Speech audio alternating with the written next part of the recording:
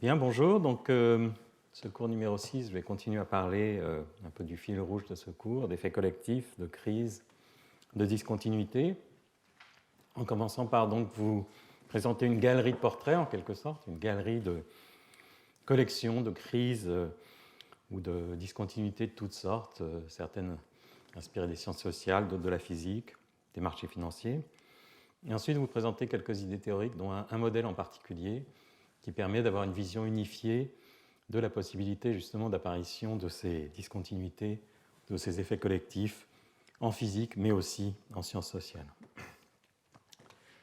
Donc peut-être qu'un des exemples les plus connus de crise ou de crack, c'est ce qui s'est passé en 1929, où après, donc, ce que vous voyez donc, en haut à gauche, c'est l'indice boursier américain, Dow Jones, qui monte considérablement avant 1929, et puis qui, en une seule journée, perd 20% de sa valeur et qui descend ensuite à un niveau qui correspond pratiquement à 90% de baisse à partir du pic.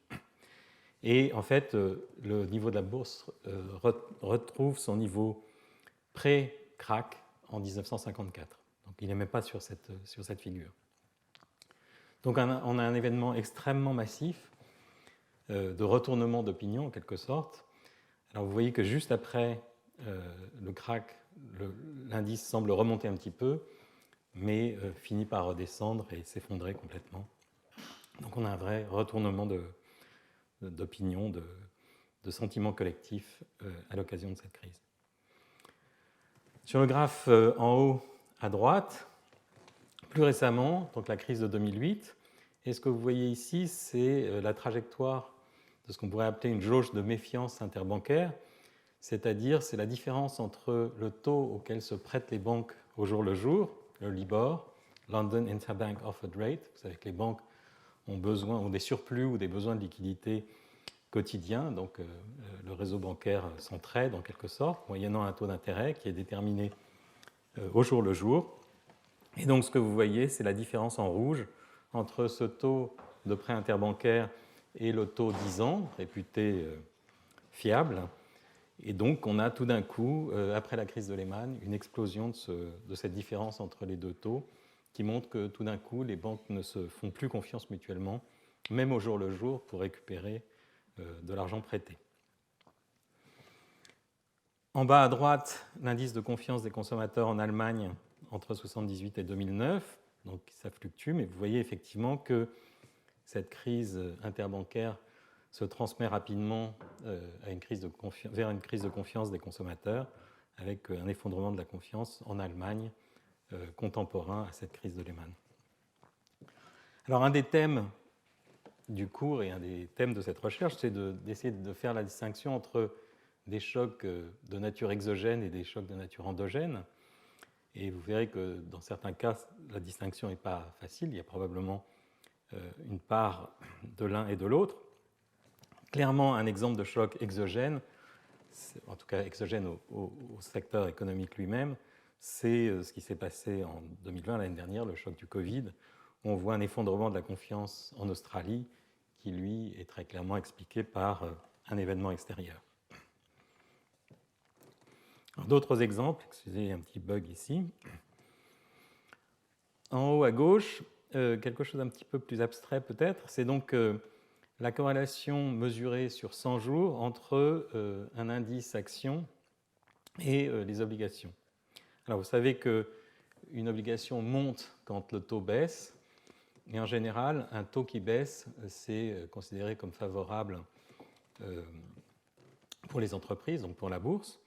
Donc on a en général une corrélation positive entre actions et obligations, et effectivement, historiquement, on a cette corrélation qui est positive. Là, vous la voyez jusqu'à 97, et en 97, il y a une crise en Asie, appelée la crise asiatique, et tout d'un coup, cette corrélation change de signe et devient négative. Autrement dit, quand les actions baissent, les obligations montent, ce qui est appelé un mode flight to quality. Les gens craignant que le système financier ou la bourse ait des problèmes se réfugient sur du papier gouvernemental réputé sûr. Alors, il se trouve que cette courbe s'arrête en 2003, mais depuis 97, depuis fin 97, et cet événement extrêmement brutal, en quelques semaines, cette corrélation change de signe, est restée persistante, négative depuis lors, jusqu'à en fait ces derniers mois, où en fait ces derniers mois, on voit une corrélation qui repasse du côté positif. On est plutôt autour de zéro actuellement, mais on a l'impression quelque sorte d'un retournement du champ magnétique terrestre de temps en temps, une convention qui s'inverse. Les actions et les obligations sont... La convention est souvent qu'elles soient positivement corrélées, mais on peut avoir une nouvelle convention de marché où cette corrélation est négative. Donc, comprendre comment un tel retournement brutal est possible est une question très intéressante. D'autres exemples, par exemple la chute de la natalité en Europe, qui a été aussi discutée dans les articles de sociologie et d'économie. Donc évidemment, à la fin des années 60 apparaît la pilule contraceptive, mais quand on regarde la chute de la natalité dans les pays européens, on voit une trajectoire très différente. Dans certains pays comme l'Allemagne, la natalité s'effondre très très vite, en quelques années. Et au Portugal, on a plutôt une tendance beaucoup plus molle, avec une évolution sur une vingtaine d'années. Alors, ce que vous voyez dans l'insert, c'est une dérivée numérique de ces courbes. J'y reviendrai plus tard. C'est souvent intéressant d'analyser justement la dynamique de ces courbes via leur dérivée. Autre exemple, peut-être plus anecdotique, mais qui est intéressant du point de vue conceptuel et du point de vue justement de la modélisation, c'est ce qui se passe pendant la phase finale d'applaudissement après des concerts, par exemple. Et donc, ce que je vous montre, ce sont des données réelles de chute des applaudissements à la fin de concerts donnés à la Maison de la Radio à Paris. Et ce qu'on observe, c'est que, dépendant des cas, on peut avoir une extinction des applaudissements qui est très lente, très molle, où les spectateurs s'arrêtent individuellement les uns après les autres d'applaudir, mais sans accélération, alors qu'au contraire, dans d'autres cas, un effet qu'on interprétera comme la peur de se retrouver tout seul à applaudir, on peut avoir une extinction extrêmement brutale de cette salve d'applaudissements. Alors, des exemples très spectaculaires de chute de confiance, c'est par exemple la chute de confiance dans la monnaie. Et là, ce que vous voyez, c'est l'inflation en Allemagne après la Première Guerre mondiale, où on voit donc la valeur du mark, enfin le nombre de Deutschmark pour arriver à une valeur constante pré-crise. Et donc, le Deutschmark le Reichsmark se déprécie. Et puis, tout d'un coup, il y a vraiment, notez l'échelle logarithmique sur l'axe des Y, il y a tout d'un coup une explosion où on a une valeur dépréciée d'un facteur 1 milliard. D'ailleurs, en insert, j'ai aussi reproduit la valeur des assignats pendant la Révolution française, où on l'oublie parfois, mais on a aussi une période d'inflation intense après 1789. Autres exemples, alors celui-là tiré de la physique, mais qui me semble aussi très très intéressant pour comprendre justement ce qui peut se passer de façon collective dans des assemblées en interaction. Je vous ai représenté ce qui se passe quand on tire sur un matériau. Donc sur l'axe des X, c'est le déplacement imposé, et sur l'axe des Y, c'est la contrainte qu'il a fallu appliquer pour arriver à déformer le matériau d'une certaine quantité, en pourcent ici. Donc l'axe des X, c'est en pourcent de déformation. Et alors, ce que vous voyez, c'est deux types de phénoménologie. La première, c'est ce qu'on appelle la rupture fragile, où on a une déformation qui est linéaire dans la contrainte jusqu'à une certaine contrainte seuil, et puis tout d'un coup, la rupture du matériau. Et cette fois-ci, sans précurseur, donc effectivement, la rupture fragile se fait sans crier gare. Alors qu'au contraire, on a d'autres matériaux dits ductiles, où on a un aplatissement de cette courbe contrainte-déformation qui fait qu'à un moment, effectivement, le matériau cède, mais de façon en quelque sorte beaucoup plus continue. Il y a un point au-delà duquel, effectivement, le matériau n'est plus capable de maintenir une contrainte pour une déformation donnée. Alors, je vous ai parlé d'effondrement, mais il y a d'autres exemples qui vont dans l'autre sens, en quelque sorte, qui sont ce que j'appelais ici des surgissements. Alors, par exemple, la façon dont une nouvelle technologie est adoptée dans une population. Alors, ici, j'ai retenu que quelques exemples, mais si vous allez sur le site Our World in Data, on a beaucoup plus d'exemples de technologies qui envahissent en quelque sorte la population des consommateurs. Donc ici, je vous ai représenté par exemple l'électricité dans les foyers, donc en pourcentage des foyers concernés. Qu'est-ce que j'ai d'autre?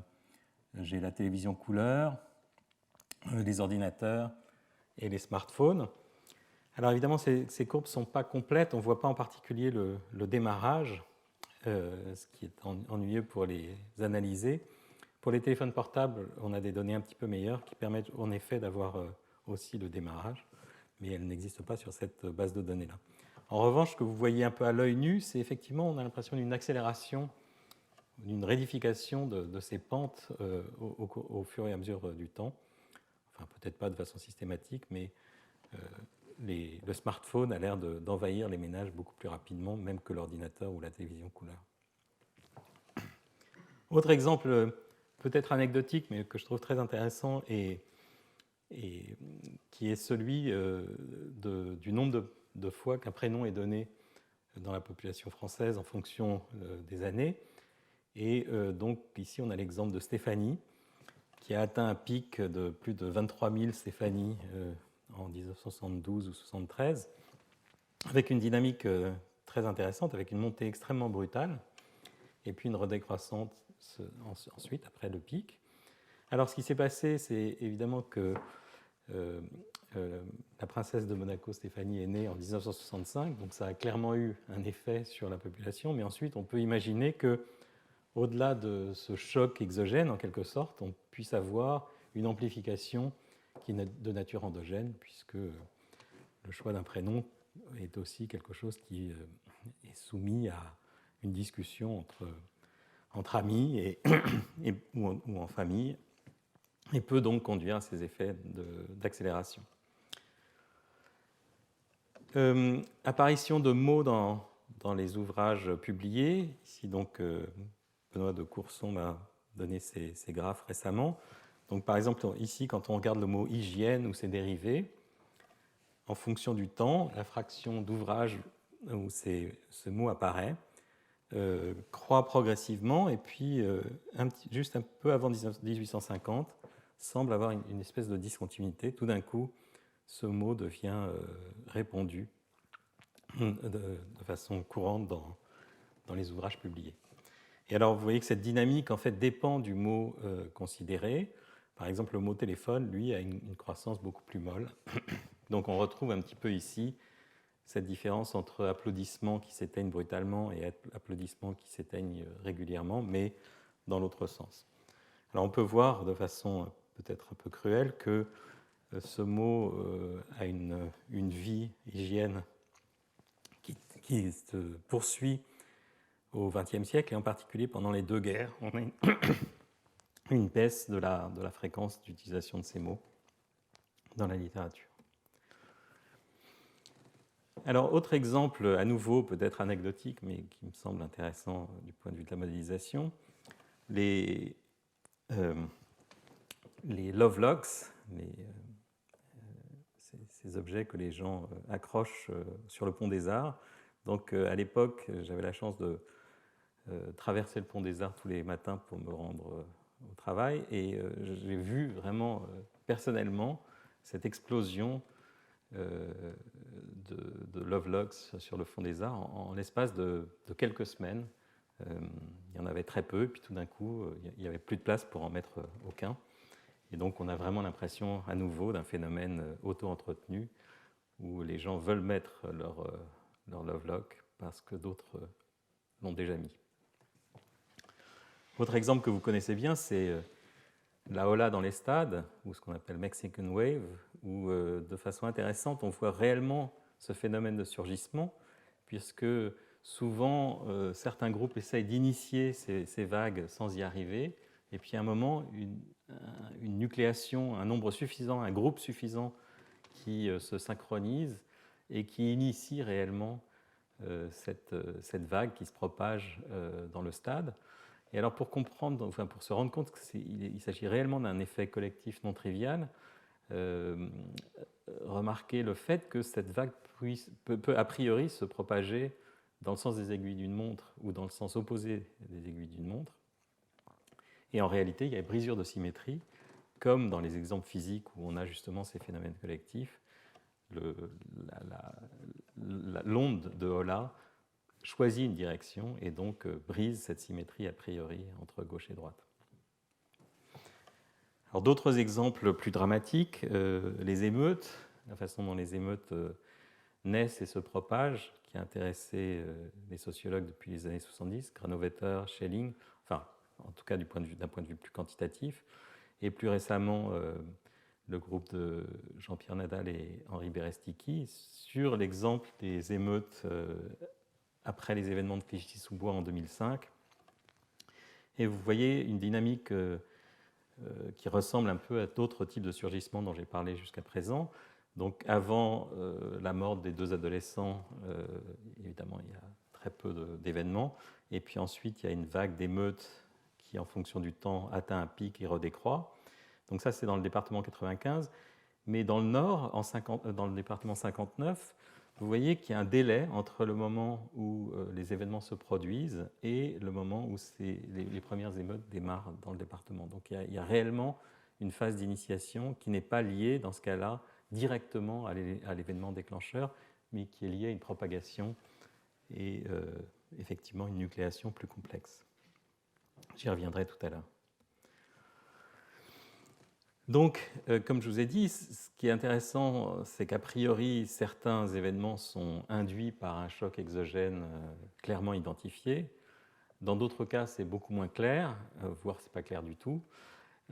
Et donc, on a l'impression qu'il y a deux cas extrêmes, des cas de saut déclenchés par des événements exogènes et d'autres engendrés par la dynamique propre du système, et probablement aussi un continuum entre les deux, avec de temps en temps des événements exogènes qui induisent ensuite une accélération. Et là, donc, je vous montre certaines données qui ont été analysées par le groupe de Didier Sornet à Zurich, en particulier donc, les ventes sur Amazon, les ventes quotidiennes de livres sur Amazon. Donc, ce que vous voyez ici, ce sont deux exemples bien identifiés. Le premier où l'auteur du livre passe à la télévision. Et donc, au moment de son passage, il y a clairement un choc exogène, en quelque sorte, qui fait que le nombre de ventes augmente et puis redécroît ensuite. Et puis, dans le deuxième cas, rien de particulier se passe. On a l'impression que c'est un effet de bouche à oreille qui progressivement conduit à un intérêt pour le livre, un peu comme le cas des prénoms tout à l'heure, qui ensuite redécroît vers un niveau de base plus bas.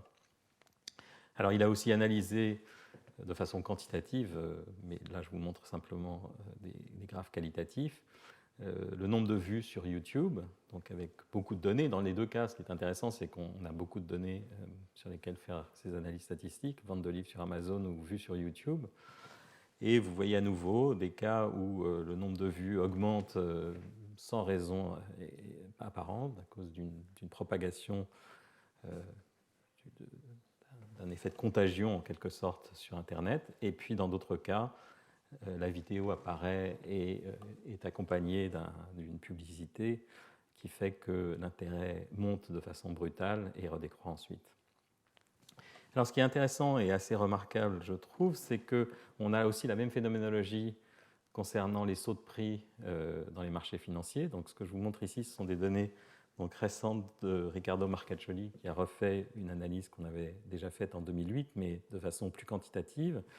Et ce que vous voyez, c'est donc qu'en effet, sur les marchés financiers, comme je l'avais mentionné pendant les premiers cours, on a deux types d'événements importants, des sauts de prix à 4 écarts types, disons. Certains qui sont induits par une nouvelle qui tombe sur les téléscripteurs, et donc rien ne se passe avant. Donc ce qu'on voit ici, c'est la volatilité en fonction du temps. Et donc avant le saut de prix, avant la nouvelle, cette nouvelle est non anticipée, donc il ne se passe rien de spécial. Et puis tout d'un coup, on a une explosion du prix, à la hausse ou à la baisse, et ensuite une redécroissance de la volatilité. Et dans d'autres cas, au contraire, ces sauts de prix, alors en fait, dans d'autres cas qui sont les plus nombreux, puisque 90 ou 95% des sauts de prix à plus de 4 sigma ne peuvent pas être associés à une nouvelle identifiable. Là, au contraire, on a une montée pré-crise, pré-saut, et une redescente à peu près symétrique, un peu ce qu'on voit d'ailleurs dans le cas de la vente des livres ou dans le cas des vues sur YouTube. Alors ce sont des affirmations qu'on peut rendre plus quantitatives, et en effet, l'ajustement de ces données par des courbes de modèles, disons, conduisent à des conclusions très similaires dans tous ces cas. Donc, ce que je voudrais faire maintenant, c'est vous présenter un modèle très stylisé qui peut expliquer que dans certains cas, les courbes de surgissement ou d'effondrement sont continues, alors que dans d'autres cas, elles font apparaître des discontinuités. Donc, pour ça, je voudrais vous parler d'un modèle qu'on appelle le Random Field Ising Model, qui est donc un modèle qui a été introduit en physique pour décrire des aimants désordonnés, et en particulier des courbes d'aimantation de ces aimants désordonnés. Mais vous allez voir que c'est donc un modèle générique qui conduit à une transition entre un régime individuel et un régime véritablement collectif où ce type de discontinuité peut apparaître. Alors, le modèle donc, peut être lu soit comme un modèle de magnétisme, où les variables SI décrivent l'orientation de chaque spin, de chaque aimant élémentaire dans le matériau. Donc, SI vaut plus ou moins 1, mais peut décrire tout un tas de situations de décisions binaires ou de sentiments binaires, confiance, défiance, achat, vente sur les marchés financiers, aller voter ou s'abstenir, j'en parlerai tout à l'heure, etc. Et donc, en fait, je vais vous raconter l'histoire parce que c'est plus facile de mettre des mots sur les symboles en vous parlant d'adoption de technologies, donc par exemple de la façon dont les téléphones portables ont envahi le marché à la fin des années 90. Donc SI égale 1, c'est j'achète un téléphone portable, et moins 1, je ne l'achète pas, je n'en possède pas. Et donc le modèle RFIM consiste à postuler que la décision de l'agent I au temps t est le résultat de 3 effets différents. Donc SI étant un signe plus ou moins 1, ça sera le signe de la somme de 3 quantités. Une première quantité, petit hi, qui est la propension individuelle à acheter un téléphone portable. Donc on va supposer que cette propension est hétérogène dans la population. Donc H va être distribué selon une certaine distribution ρ de H quelconque, disons une gaussienne par exemple, ou de façon simplifiée un objet avec une seule bosse. Alors, on pourrait considérer que dans certains cas on a besoin de 2 ou 3 bosses, mais pour simplifier, supposons que ρ de H est une gaussienne.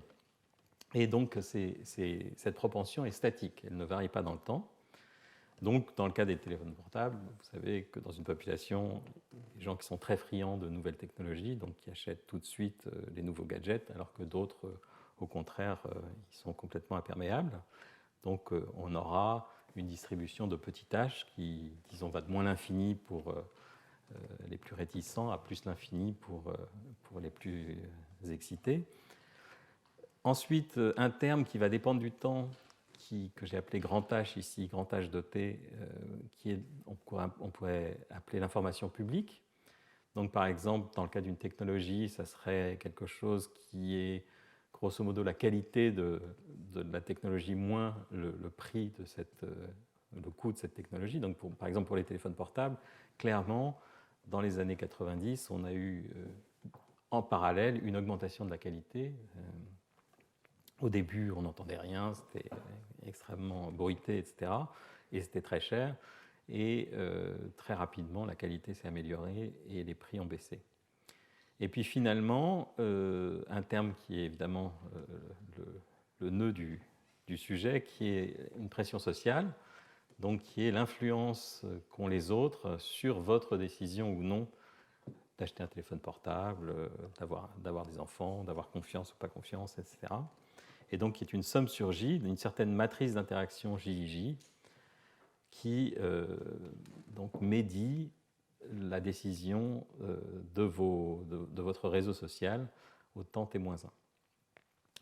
Donc on aura grand N agents dans la suite de l'exposé, et on voudrait comprendre ce que la dynamique décrite par la somme de ces trois termes engendre. Et ce que vous allez voir, c'est justement qu'elle engendre une dynamique qui est très, très intéressante, avec possibilité d'équilibre multiples, d'hystérèse, c'est-à-dire de dépendance en histoire, mais aussi donc, de discontinuité et d'avalanche, c'est-à-dire la possibilité que, dans certains cas, la décision d'un seul agent supplémentaire d'acheter, par exemple, peut conduire à une vague d'achat médiée par justement ce terme de pression sociale. Alors, évidemment, de façon analytique, en général, si on ne dit rien sur cette matrice d'interaction JIJ, on ne peut pas aller très très loin, mais on peut comprendre de façon relativement fidèle ce qui se passe dans le cas général en considérant une situation dite de champ moyen, où tout le monde interagit avec tout le monde, ou autrement dit, chaque individu connaît finalement la moyenne de l'action des autres.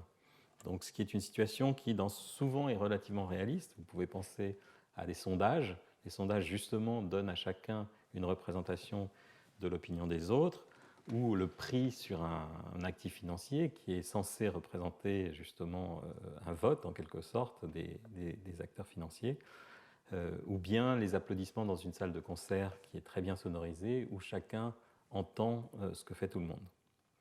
Donc dans ce cas-là, on peut résoudre le modèle entièrement, et ce qu'on trouve comme dynamique, c'est donc en fonction de grand H de t, donc disons, grand H augmente dans mon exemple de téléphone portable quand le prix diminue ou quand le niveau de technologie augmente.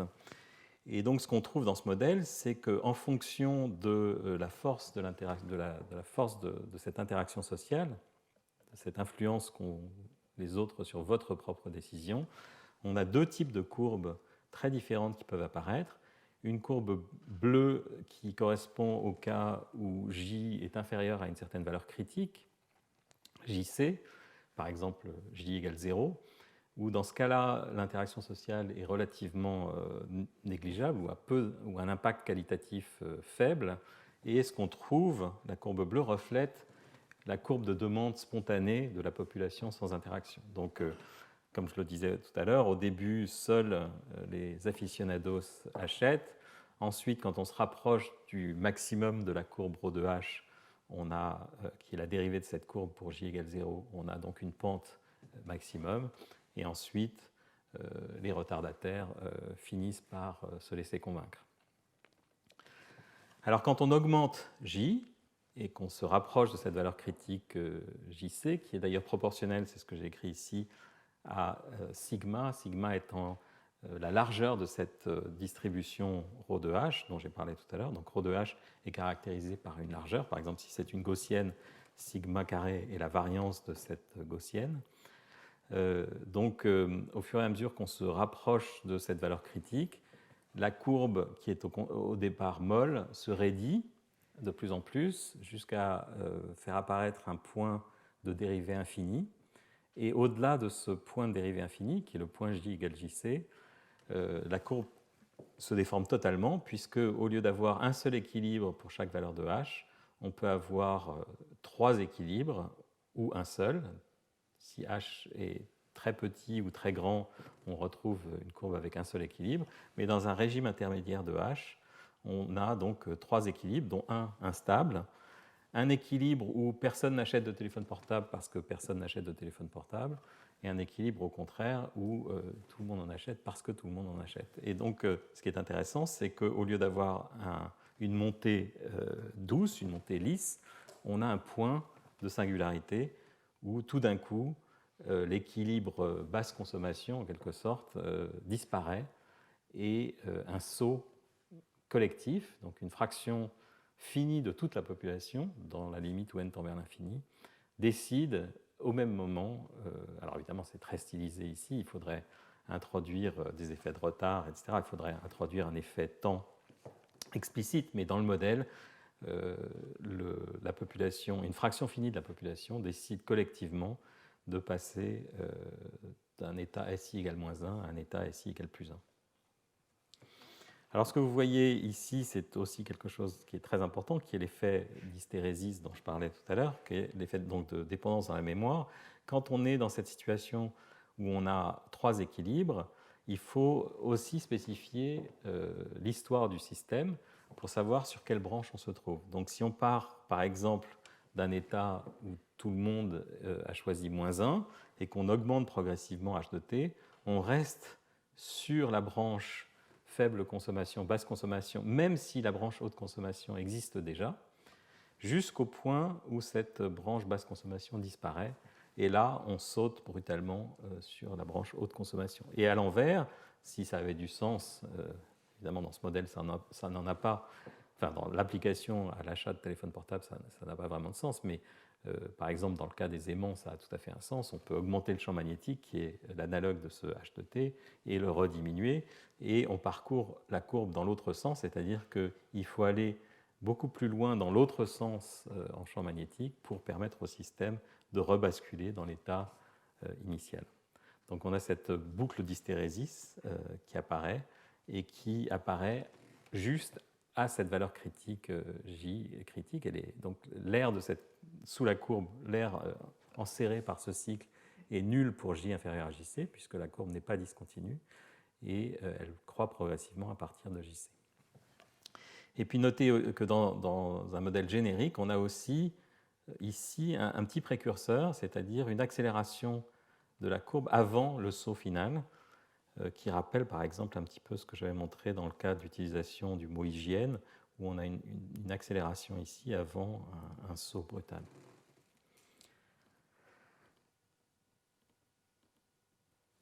Alors si on pense à ce modèle en termes de confiance dans les marchés, dans la valorisation des marchés d'actions par exemple, on pourrait imaginer qu'on parcourt le système dans l'autre sens au fur et à mesure que les nouvelles économiques deviennent de plus en plus mauvaises.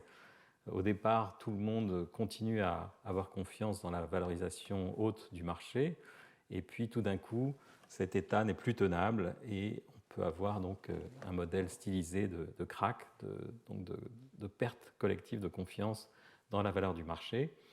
Et donc à ce sujet, j'ai reproduit une phrase de Keynes qui réfléchissait justement à ces crises brutales. A conventional valuation which is established as the outcome of the mass psychology of a large number of ignorant individuals is liable to change violently as the result of a sudden fluctuation of opinion due to factors which do not really make much difference. Donc justement, dans ce modèle, ce qui est intéressant, c'est que ce point de disparition n'a rien de particulier. Il n'est pas dû en quelque sorte ici, à une nouvelle exogène. Il est simplement dû au moment où, dans le système, l'équilibre disparaît. Mais rien de particulier, il n'y a dans le modèle aucune particularité de ces valeurs de H a priori. Elles apparaissent comme des points critiques où les solutions disparaissent, mais elles ne sont pas liées à une propriété intrinsèque du système, en quelque sorte. Donc pour poursuivre un petit peu l'étude de ce modèle très riche, donc au fur et à mesure qu'on s'éloigne de cette valeur J critique, j'ai parlé de l'air enserré par le cycle, on peut aussi s'intéresser à l'amplitude de cette discontinuité, delta. Donc par définition, au moment où on touche cette instabilité, il n'y a pas de discontinuité, donc delta est 0, et on peut montrer que l'augmentation de cette discontinuité se fait comme la racine de J moins JC au voisinage de J. Et quand on est au voisinage de JC, on a toute une phénoménologie intéressante, et en particulier donc, cette présence d'avalanches de toute taille, d'avalanches dans le sens où le retournement d'un individu en entraîne d'autres, qui eux-mêmes en entraînent d'autres encore. Et en réalité, pour ce modèle, on peut faire une analogie mathématique rigoureuse avec ce qu'on appelle le processus de branchement, qui est donc un processus de dynamique de population très très simple, où on suppose que chaque individu peut avoir un nombre aléatoire d'enfants qui eux-mêmes ont un nombre aléatoire d'enfants, et on sait que lorsque le nombre moyen d'enfants par individu est égal à 1, on a une transition entre une population qui s'éteint sûrement vers un régime où au contraire cette population a une probabilité finie de survivre pour toujours. Et quand on est pile à ce point critique du processus de branchement, on sait que la taille des familles, donc qui sont toutes finies parce que la population finit par s'éteindre, est distribuée de façon très large, est distribuée comme 1 sur S à la puissance 3,5. Donc on introduit de la même façon pour ce modèle RFIM des avalanches de toute taille dont la loi de distribution est une loi de puissance avec un exposant 3,5.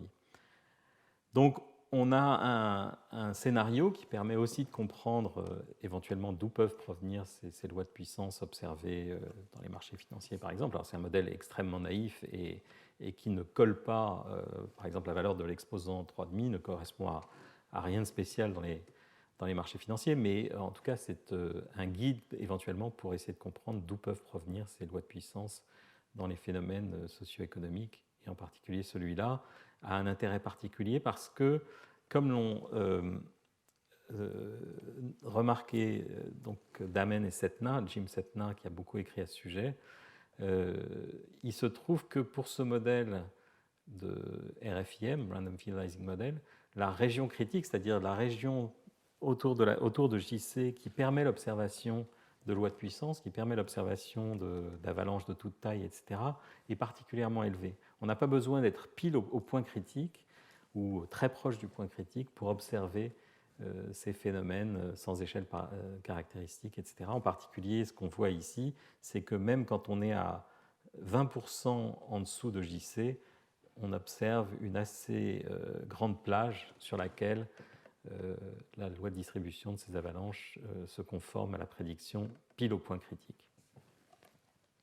Donc, un argument qui est souvent invoqué, justement, qui est l'idée de la criticalité auto-organisée, sur laquelle je reviendrai au cours suivant, qui est que finalement ces points critiques n'ont que peu d'intérêt, puisqu'il faut être pile au voisinage du point critique pour observer des lois de puissance.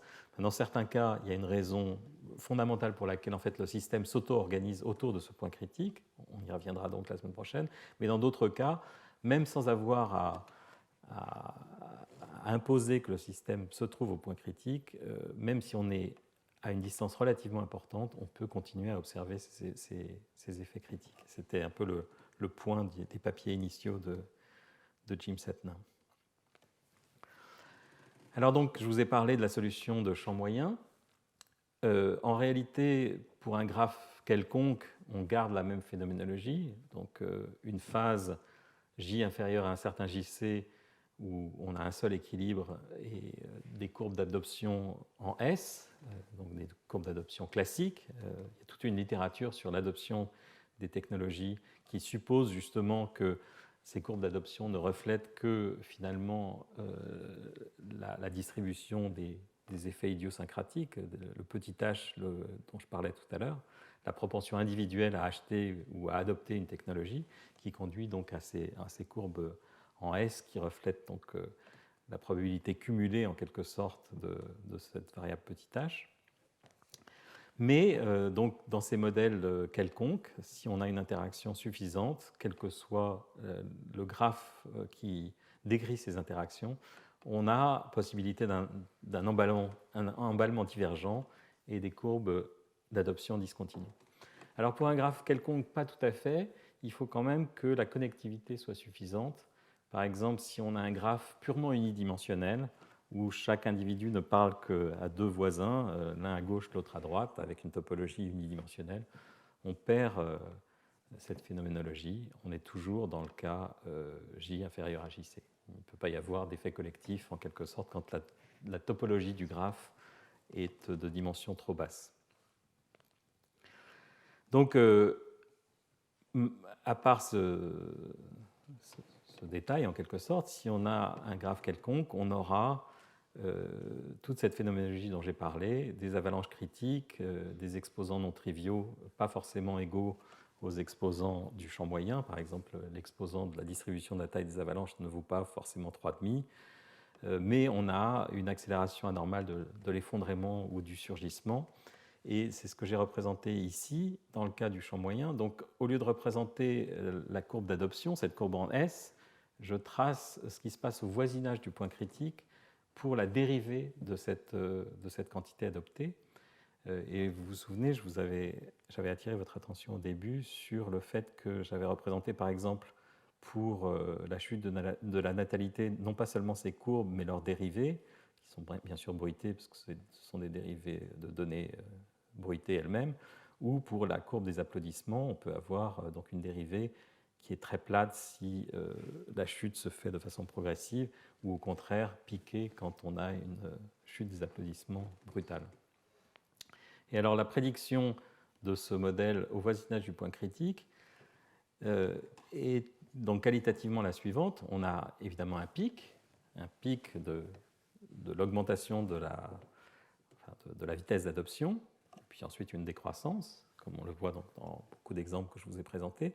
Mais ce qui est particulier et qui est une signature de la présence d'interactions fortes, donc d'interactions qui mettent le système au voisinage de ce point critique, au-delà duquel cette dérivée en fait deviendra divergente au point de discontinuité, bien sûr, mais au voisinage du point critique où cette discontinuité n'est pas encore apparue, on a un effet très particulier qui est que, en général, la dérivée d'une quantité qui est bornée a une largeur inversement proportionnelle à sa hauteur, puisque l'intégrale de cette courbe, c'est justement l'amplitude de la variation qui, si elle est bordée, est d'ordre 1, disons. Donc on a, pour une courbe en S caractéristique typique, sans effet particulier, on a une largeur de la courbe W qui est simplement inversement proportionnelle à sa hauteur, ou réciproquement, la hauteur est inversement proportionnelle à la largeur. Ici, la signature donc, de cet effet critique, c'est que cette hauteur, la hauteur de la courbe, n'est pas proportionnelle à 1 sur W, mais 1 sur W puissance 2 tiers, le 2 tiers étant un exposant relié à l'approximation de champ moyen.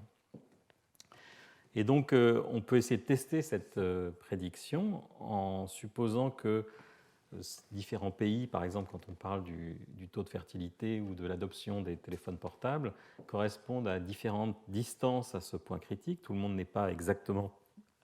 les paramètres, disons, qu'on ne connaît pas, mais ne sont pas tous... ne donnent pas tous à tous les pays la même disons, criticalité, la même distance au point critique. Et donc on peut supposer que changer de pays change la distance entre J et JC, et donc permet d'avoir des courbes de largeur différentes et de hauteur différentes.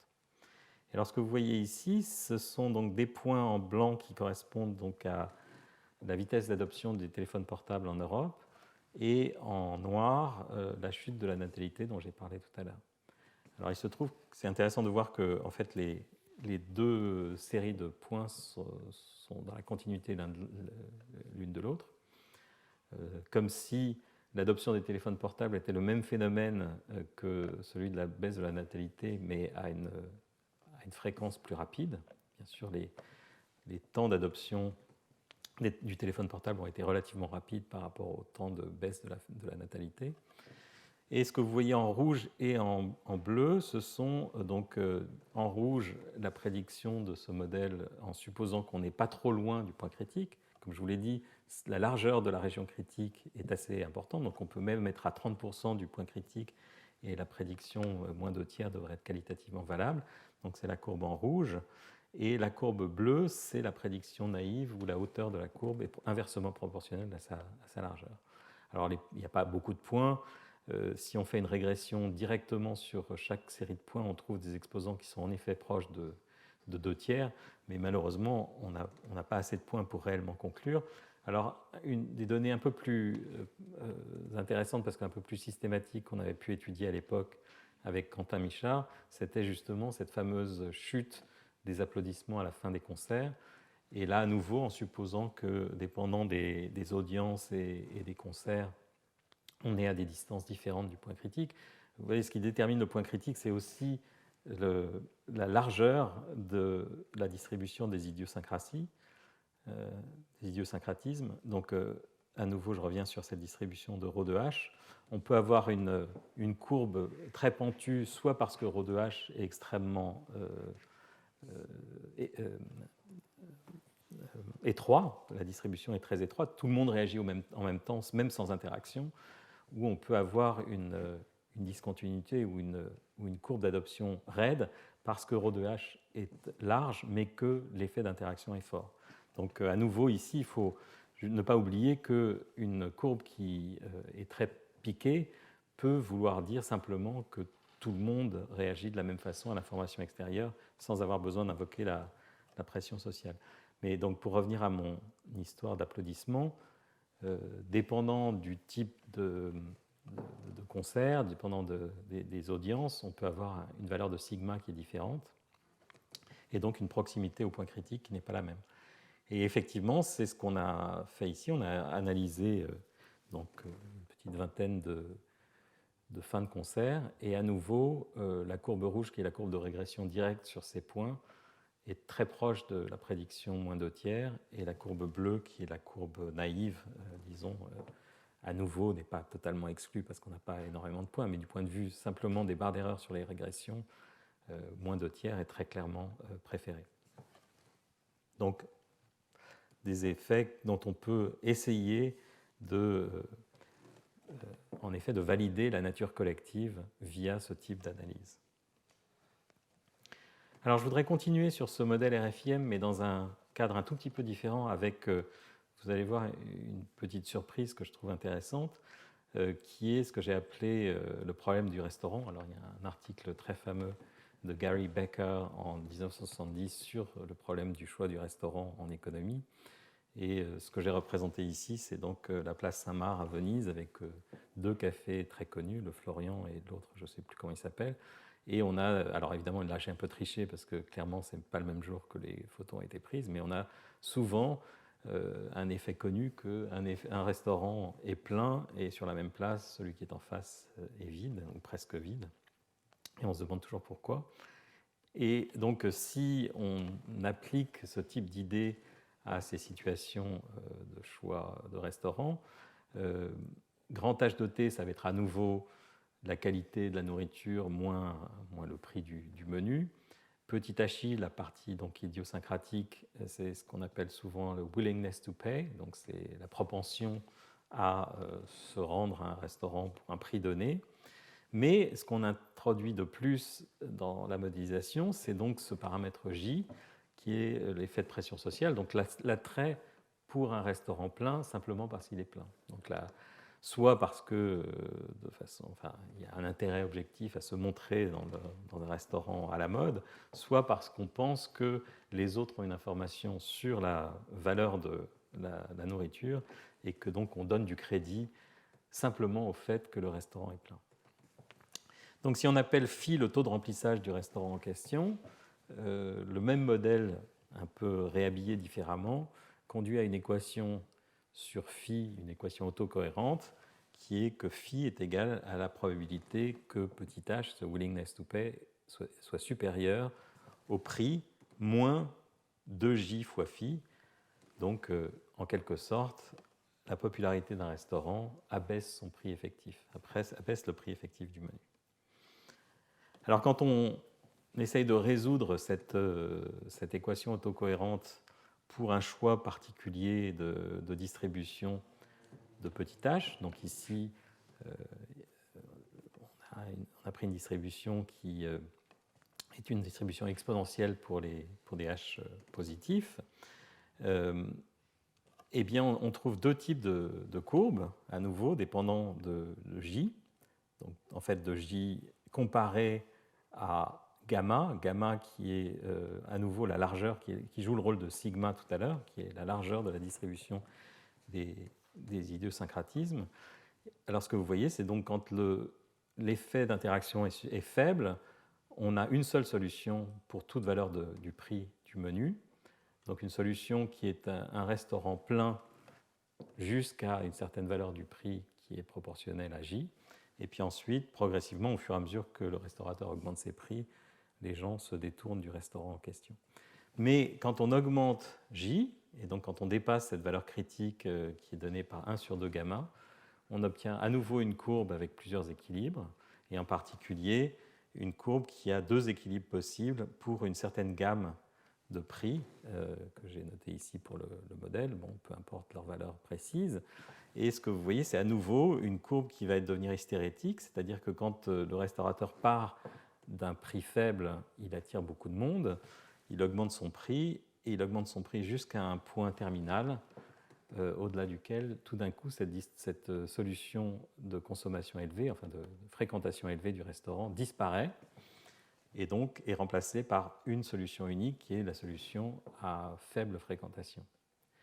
Et donc, ce que vous voyez, c'est à nouveau un effet aussi d'hystérèse, c'est-à-dire que maintenant, si le restaurateur décide de rebaisser son prix pour refaire venir des gens, eh bien, les gens ne reviendront pas au point précédent, au point où ils sont partis. Ils reviendront plus tard, ils reviendront seulement quand le prix atteindra la deuxième valeur où ce cycle se ferme, P inférieur. Et donc, on est conduit à une situation très intéressante du point de vue de l'optimisation. Donc, si on essaye de raisonner en économiste, où on se dit quelle stratégie doit suivre le restaurateur pour maximiser son profit, vous voyez qu'on est dans une situation étrange où, effectivement, du point de vue du restaurateur, il est rationnel d'augmenter son prix jusqu'à cette valeur terminale 2J, puisqu'il peut le faire sans perdre de clients. Simplement, sa popularité suffit à garder les clients fidèles, même à prix élevé. Mais le problème, c'est que ce point optimal est en quelque sorte au bord d'une falaise, puisque une très légère augmentation du prix au-delà de ce prix critique de J, et J est évidemment mal connu, c'est dans le modèle, on se l'est donné, donc il est connu, mais en pratique, si on veut y penser en termes de situation concrète, personne ne peut prétendre connaître précisément la valeur de J, la valeur de gamma, etc. Et donc on peut être dans des situations, et c'est l'intérêt de cet exemple simple ici, où l'optimisation rationnelle, disons, de son profit conduit à augmenter son prix jusqu'à un certain point, mais ce point est totalement instable, puisque au-delà de ce prix critique, on perd donc brutalement une partie de sa clientèle et donc un profit qui baisse considérablement. Et en plus, cet effondrement est irréversible, puisqu'il ne s'agit pas de revenir en arrière, on n'a pas le droit de tâtonner, on ne peut pas revenir en arrière et faire revenir sa clientèle si on s'est trompé, il faut réellement accepter une baisse substantielle du prix pour que les gens reviennent. Et alors ce que vous voyez dans ce modèle, en plus, qui est dû au choix particulier donc, de la distribution ρ2h choisie, c'est que dans ce cas-là, il n'y a pas de signal précurseur. C'est-à-dire que le restaurateur ne peut même pas se fier à éventuellement une baisse locale de sa fréquentation pour se dire que le point de fonctionnement est dangereux. Ça se produit sans crier gare. Donc c'est ce que j'ai appelé une optimisation fragile. Et on a plusieurs exemples, et j'en donnerai d'autres à nouveau la semaine prochaine et la semaine d'après, où optimisation veut dire proximité d'une instabilité, qu'on a à la fois optimisé le système, mais qu'on l'a poussé extrêmement proche, voire au seuil d'une instabilité. Et j'ai appelé ce phénomène d'optimisation fragile par analogie avec la rupture fragile dont je vous ai parlé tout à l'heure. Donc à nouveau, quand on prend un objet fragile comme une craie et qu'on la déforme, le moment où elle se rompt n'est précédé par rien. Alors on peut généraliser un petit peu ce modèle en incluant des effets, disons, d'irrationalité dans le choix des acteurs. Ici, dès que le signe de la somme de ces trois effets est positif, l'agent est censé basculer vers un choix S égale plus, et vice-versa. On peut relaxer un petit peu cette hypothèse, et donc, selon ce que les gens appellent la théorie du choix, en présence soit d'irrationalité, soit d'incertitude sur le profit espéré, l'utilité, disons, d'un choix donné, on fait une décision, non pas de façon déterministe, mais de façon stochastique, avec une certaine loi de probabilité. La probabilité donc de choisir plus ou moins 1 est maintenant donnée, non pas par 0 ou 1, mais par une courbe continue qui vaut exponentielle de plus bêta UI quand on se pose la question de savoir si on choisit plus ou moins, si on choisit plus, pardon, et exponentielle de moins bêta UI si on choisit moins. Et donc, de façon évidente, si SI est dans le même sens que UI, on a plus de chances de choisir SI égale plus et vice-versa. Mais au lieu d'avoir un passage totalement discontinu, on a ici un passage arrondi avec un coefficient bêta qui est une mesure d'irrationalité, disons. Si bêta tend vers l'infini, on est toujours dans le choix optimal. Si bêta égale 0, on choisit aléatoirement sa décision sans prendre en compte cette somme d'incitation. Et si bêta est intermédiaire, on fait disons, partiellement attention à l'information donnée par ces trois termes. Et alors ce qui est intéressant, c'est que toute cette phénoménologie dont je vous ai parlé, qui est une phénoménologie dite de température nulle, c'est-à-dire de bêta égale l'infini, résiste à l'introduction de ces choix irrationnels, résiste à la valeur finie de bêta. En fait, on a un diagramme de phase dans le plan sigma, donc sigma est la variance de ρ de h et la température qui est 1 sur bêta. Donc la partie totalement irrationnelle est ici, la partie complètement rationnelle est là. Et donc le modèle précédent correspond à cette ligne de température nulle, où on avait vu qu'il y a un point critique au-delà duquel, donc si sigma est grand par rapport à j, on a une courbe d'adoption qui est en S classique, qui est continue. Et au contraire, si sigma est plus petit que j, ou autrement dit, si j est plus grand que sigma, on retrouve cette phase où on a ces sauts, ces discontinuités dans la courbe d'adoption. Et vous voyez qu'il y a donc dans le diagramme température sigma, dans le diagramme bêta sigma, on a toute une phase ici où ces sauts subsistent. Donc on n'a pas besoin de supposer de façon très précise que les gens basculent immédiatement pour retrouver ces effets collectifs bien définis dans une phase entière du diagramme des phases. Alors, on peut aussi, dans le cadre de ces choix légèrement irrationnels, se poser la question de savoir qu'est-ce qui se passerait si le graphe dont j'ai parlé tout à l'heure, qui était un graphe de champ moyen, concerne un nombre fini d'individus, ou si on place le modèle sur un graphe de connectivité fini, au lieu d'avoir tout le monde parlant avec tout le monde. Et dans ce cas-là, quelque chose qui est très important qui se produit, c'est qu'au lieu d'avoir une hystérèse infinie, c'est-à-dire une métastabilité de ces équilibres multiples qui persistent pendant un temps infini, on a une hystérèse qui n'est que transitoire. Au bout d'un certain temps qui peut être très long, le système finit par basculer vers l'état le plus favorable. Donc par exemple, si on revient sur cet exemple-là, dès que le champ H est positif dans ce modèle, l'état, disons, d'achat, l'état de consommation haute, est favorisé, mais il est simplement inaccessible par la dynamique. Alors qu'au contraire, quand H est négatif, c'est réellement l'état de basse consommation qui est favorisé, mais il est inaccessible par la dynamique. En revanche, si on rajoute ces effets dynamiques et de température finie, en quelque sorte, c'est-à-dire de bêta non infini, au bout d'un certain temps qui peut être très très long, donc qui est exponentiel dans à la fois bêta et une quantité qui peut s'interpréter comme une espèce de barrière d'énergie entre deux minimums locaux, le système restera coincé dans cet état métastable. Donc toute la phénoménologie dont j'ai parlé peut rester identique, simplement si on attend très très très longtemps, on la fera disparaître.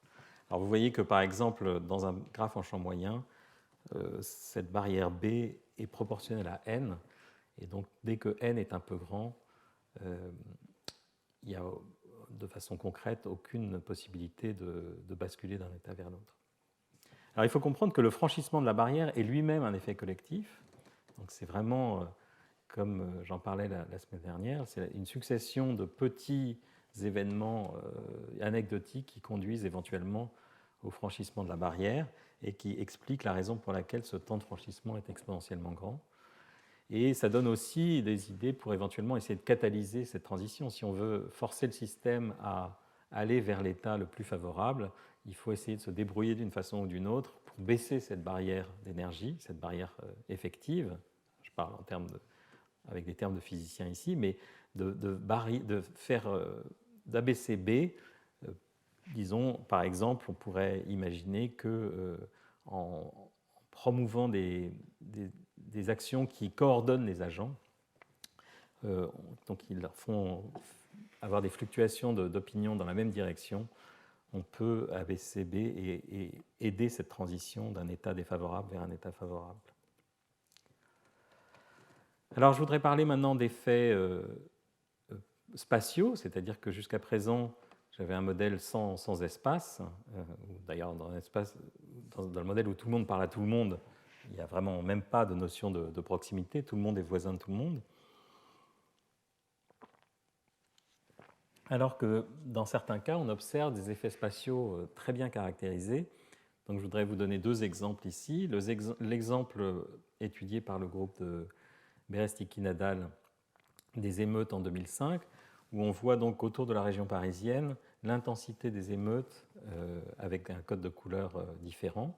Et donc, vous voyez qu'il y a une répartition spatiale qui n'est pas du tout aléatoire. Et de façon frappante, quand on regarde les statistiques électorales, donc par exemple des taux de participation. Ici, il s'agit donc des élections européennes en 2004, donc on a plusieurs pays européens. En rouge, les taux de participation élevés, et en bleu, les taux de participation faibles. Et en fait, vous voyez que les couleurs observées n'ont rien d'aléatoire. Il y a clairement des corrélations spatiales très fortes qui font que certaines régions traditionnellement votent beaucoup et d'autres votent peu. Donc, dans le cas de cette statistique électorale, quelque chose qui est assez frappant, c'est que c'est la constatation suivante, c'est que si on regarde donc la corrélation spatiale du taux de participation, donc si on traite ce taux de participation comme un champ qui est donc caractérisé par les coordonnées géographiques de la commune, on a donc une résolution à l'échelle de la commune, parfois même au niveau des bureaux de vote, eh bien, ce qu'on trouve, c'est donc une corrélation spatiale qui décrit justement le fait qu'on n'a pas du tout une variable aléatoire décorrélée. Dans ce cas-là, on le voit à l'œil. Mais si on essaye de quantifier ce qu'on voit à l'œil, on voit une décroissance logarithmique de cette autocorrélation du taux de participation à une élection donnée, qui ne dépend pas de l'élection et qui ne dépend pas du pays considéré. Donc, par exemple, dans le cas français, l'axe des X, c'est la distance entre deux communes en échelle logarithmique, et l'axe des Y, c'est donc la fonction d'autocorrélation du taux de participation au point I et au point J, le point I et le point J étant séparés d'une distance petit r. Et donc le fait de trouver que donc cette courbe est droite en coordonnées semi-logarithmiques veut dire qu'on n'a pas du tout une décroissance exponentielle, mais une croissance, au contraire, une décroissance très très lente, une décroissance du type A moins log de la distance. Et il se trouve que donc d'autres auteurs ont observé la même chose dans d'autres pays. Ici, vous voyez des données pour des élections aux États-Unis, et je vous montrerai un peu plus tard des données pour d'autres pays européens. Alors, si on veut essayer de comprendre comment ces corrélations peuvent apparaître, on peut essayer de faire un modèle phénoménologique sur l'évolution des idiosyncrasies locales. Donc, petit h reste le même petit h dont j'ai parlé tout à l'heure, c'est la propension des gens à aller voter, si vous voulez. Et donc, l'observation qu'on peut en avoir via ces taux de participation, ce sont des moyennes locales sur des communes des propensions individuelles HI. Donc HA, c'est la moyenne sur une commune appelée A des propensions des différents habitants de cette commune. Alors si on suppose qu'au cours du temps, cette propension évolue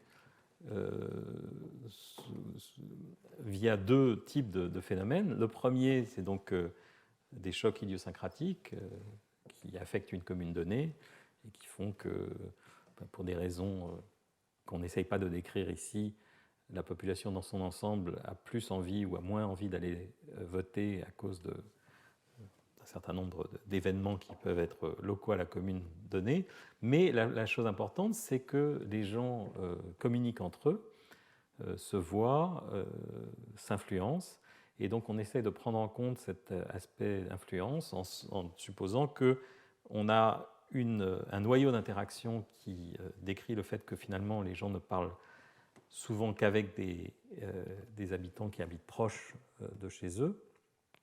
Donc un certain noyau qui dépend de la distance entre les communes et qui ont tendance à rapprocher les propensions à aller voter d'une commune à l'autre. Donc le fait de discuter avec votre voisin dans ce modèle suppose que vous allez le convaincre d'aller voter ou au contraire vous allez le convaincre que voter ne sert à rien. Et donc en moyenne, cet effet tend à rapprocher petit h de petit hb où B est voisin de A, le voisinage étant décrit par cette fonction f. Alors il se trouve que si on change d'échelle et qu'on regarde cette équation phénoménologique à une échelle, disons, grande par rapport à la portée de l'interaction, eh bien on se rend compte qu'on est en train de décrire ce qu'on appelle une équation de diffusion à deux dimensions bruitée, qui est aussi appelée dans la littérature physique l'équation d'Edwards-Wilkinson, et qui conduit à l'équilibre à la statistique de ce qu'on appelle le champ libre. Et il se trouve qu'effectivement, en ne supposant rien d'autre, on sait qu'à deux dimensions, qui est le problème considéré ici, ce type de dynamique génériquement conduit à des corrélations logarithmiques. Donc vous voyez que dans ce cas-là, on n'a pas besoin de beaucoup d'hypothèses pour conduire naturellement le système à développer des corrélations logarithmiques. C'est simplement une propriété d'une diffusion locale à deux dimensions qui, de proche en proche, se transmet et conduit à ces corrélations qui décroissent très lentement. Alors on peut essayer d'être plus précis et de faire des simulations numériques, non pas en supposant donc une équation bidimensionnelle de diffusion, mais réellement en prenant la carte de France et en prenant en compte la localisation de chaque commune et en simulant ce type de modèle. Et ce que je vous ai représenté ici, c'est en gris, alors désolé, on ne voit pas très bien, en gris avec des barres d'erreur, ce sont les simulations numériques de cette fonction d'autocorrélation du taux de participation à un vote donné, en supposant que la fonction f, donc que grosso modo la portée des interactions, la distance parcourue par les agents pour discuter entre eux est de l'ordre de quelques kilomètres. En fait, on a choisi une fonction f qui décroît exponentiellement avec une longueur caractéristique qui est ici 4,5 km. Et on arrive à reproduire les courbes non seulement en France, mais dans d'autres pays, simplement en changeant d'échelle pour les autres pays, en ramenant toutes ces distances à la taille du pays. C'est-à-dire qu'évidemment, dépendant et c'est une des prédictions de ce modèle de diffusion logarithmique à deux dimensions, c'est que l'échelle de la taille totale du pays importe, et que donc pour avoir une courbe universelle, il faut compter les distances en échelle de la taille totale grand L du pays. Et vous voyez que donc, c'est ce que je disais tout à l'heure, ici on a toute une liste de pays différents où on voit la même phénoménologie d'une décroissance très lente de type logarithmique du taux de participation. Alors, dans le cas des émeutes, le groupe de Nadal Berestiki a proposé donc de décrire l'apparition d'une émeute un peu dans le cadre de modèles de propagation d'épidémie, donc de ces modèles SIR dont on a beaucoup parlé récemment à l'occasion du Covid. Et donc, chaque commune est décrite par un modèle SIR local. Et ils ont introduit en plus un couplage entre ces modèles SIR pour justement décrire la propagation des émeutes d'une commune à l'autre. Et ce que je vous ai représenté ici donc, est tiré de leur papier. C'est donc la dynamique observée de la propagation d'émeutes à partir de Clichy-sous-Bois, qui est le site de démarrage en quelque sorte. Et puis, au fur et à mesure que le temps passe, on a une propagation de ces émeutes sur des communes voisines. Et donc, vous voyez ici en code couleur l'amplitude des émeutes et le temps qui passe. Donc, plus on va vers le bas et plus le temps passe. Et puis, la vague finit par s'éteindre. Et donc les données réelles sont à gauche et les données simulées à partir de leur modèle calibré est à droite. Et donc on voit à nouveau comment on peut essayer, par des modèles très simples de couplage locaux, arriver à décrire des effets de propagation, soit de propension, disons un peu statique. Les gens, la propension à voter n'est pas un objet qui varie très très vite dans le temps. On peut aussi d'ailleurs essayer d'étudier la dynamique temporelle de cette propension à voter en comparant différentes élections à différents moments du temps, mais je n'en parlerai pas aujourd'hui. Et dans le cas des émeutes, on peut justement se servir de ces modèles pour comprendre la diffusion spatiale de ces événements. Et pour en savoir plus, je vous conseille de lire l'article qui est dans les références. Alors enfin, je voudrais vous parler rapidement donc, d'un modèle qui est maintenant bien connu, qui est le modèle de Schelling de ségrégation, parce que je trouve qu'il a tout à fait sa place dans cette liste d'exemples d'effets inattendus et de discontinuité. Et donc, dans la version du groupe de Lyon, Grovin, Bertin, Lemoy, Jensen, ce modèle de ségrégation de Schelling est retranscrit de la manière suivante. Chaque agent vit dans un quartier d'une ville de densité locale ρ, et l'utilité de chaque agent est maximale quand ρ vaut 1,5. Donc, par exemple, voilà un exemple de fonction d'utilité qui atteint un maximum pour ρ égale 1,5, c'est-à-dire un quartier à moitié rempli. Donc, l'idée qualitative, c'est qu'un quartier presque vide n'est pas agréable parce qu'il n'y a pas de commerce, il n'y a pas de café. Et un quartier trop rempli n'est pas agréable non plus parce qu'on a du mal à circuler et à se garer, etc. Bon. Donc si on part sur ce type de modélisation et qu'on suppose une fonction d'utilité qui a un maximum pour une densité 1,5 et puis qui a une forme un peu quelconque, ici une forme en linéaire par morceau, non nécessairement symétrique, donc le point ρ égale 1 n'est pas forcément à la même hauteur que le point ρ égale 0, mais les conclusions de l'analyse sont très générales, elles ne dépendent pas du choix particulier de cette fonction U de ρ.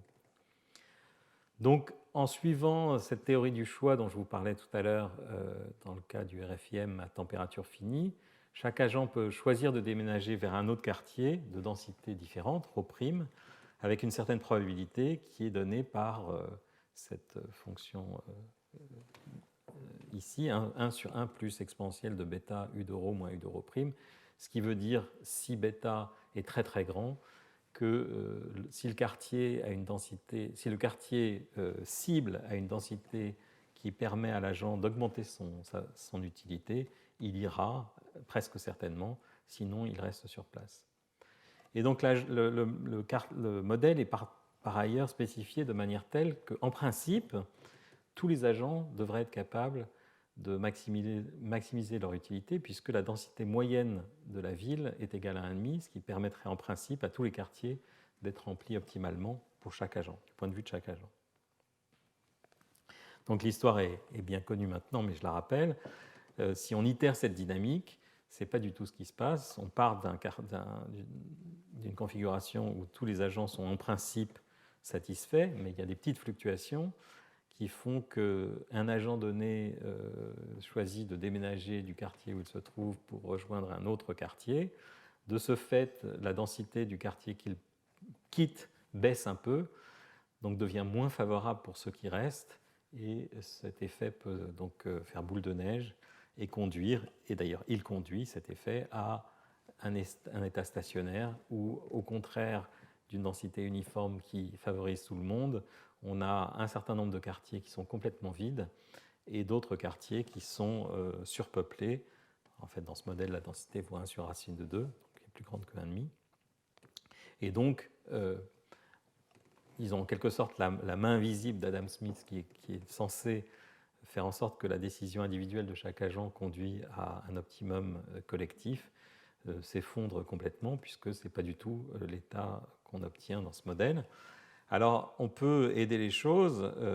Donc ici, c'est un diagramme de phase en fonction de 2 paramètres. Petit m qui est la hauteur du minimum pour ρ égale 1, et puis alpha, qui est un paramètre supplémentaire que les auteurs ont introduit, qu'ils interprètent comme une espèce de taxe qui pénalise les mouvements qui défavorisent les autres agents. C'est-à-dire que dans la dynamique que je vous ai présentée, chaque agent ne prend en compte que sa propre utilité pour décider de déménager ou non. On peut le forcer en quelque sorte à considérer aussi l'état dans lequel il laisse le quartier qu'il quitte et l'état du quartier vers lequel il va pour biaiser son choix, justement, donc en prenant en compte en quelque sorte l'intérêt collectif au détriment de son intérêt individuel.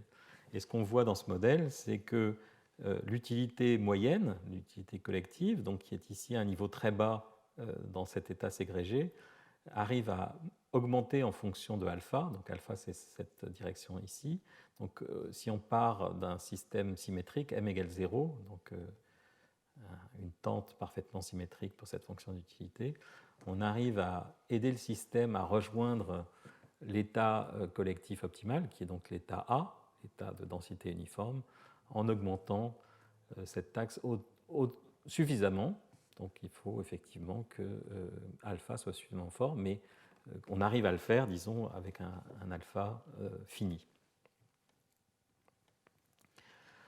Voilà, donc je voudrais conclure ce cours par quelques observations et en rappelant ce dont je vous ai parlé. Donc finalement, le fil rouge du cours, c'est ce qu'on peut appeler des tipping points, des points de basculement.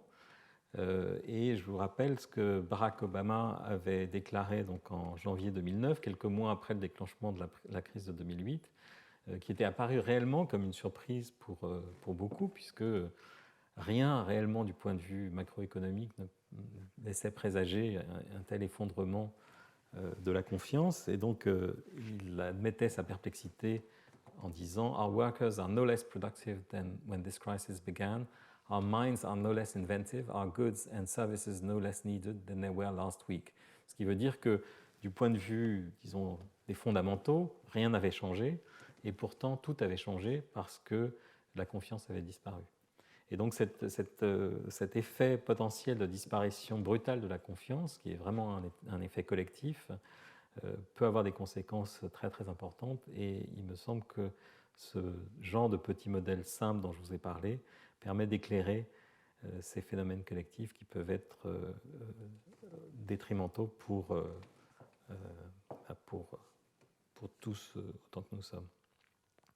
Donc, pour résumer, je vous ai proposé des modèles où on voit que dans le cas d'agents hétérogènes sans interaction, on a un comportement agrégé continu, des courbes d'adoption en S, mais qu'en présence d'interaction ou d'imitation, on peut faire apparaître des discontinuités, des basculements, donc des tipping points, des points où il ne se passe rien, mais où, malgré tout, le système bascule d'un état vers un autre.